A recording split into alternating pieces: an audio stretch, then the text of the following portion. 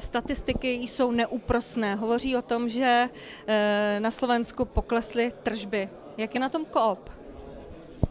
Áno, štatistiky sú neúprostné, ale tržby nepoklesli až tak dramaticky. Ten pokles v maloobchode je niečo pod tých 100%, asi 1-2%.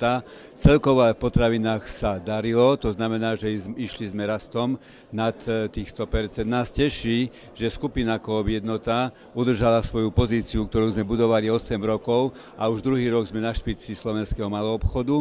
To znamená, obsadili sme prvé miesto, sme najväčší predajcovia potravín a najväčší maloobchodný reťazec.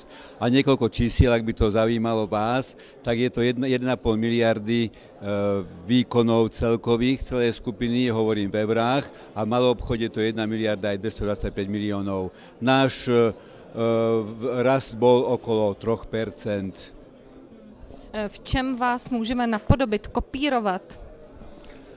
Tak, myslím, že vy ste tu rovnako šikovní a vy nepotrebujete mať takéto vzory, ale pokiaľ by som povedal, že v čom vidím tú silu, tak vidím v jednotnom postupe celej skupiny Coop Jednota. To znamená, naši členovia delegovali určité právomoci pre nás. Tá právomoc je v jednotnom nákupe, v jednotnom marketingu. My zabezpečujeme aj spoločný vernostný program a takýmto spôsobom sa nám podarilo potom prebojovať sa za tých 8 rokov až na špicu slovenského maloobchodu.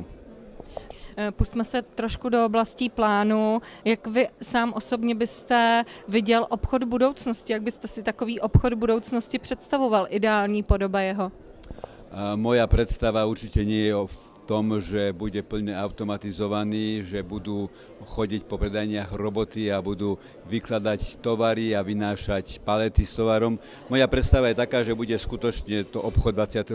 storočia, čo sme si my dali ako hlavnú úlohu na ďalšie obdobie budovať obchody 21.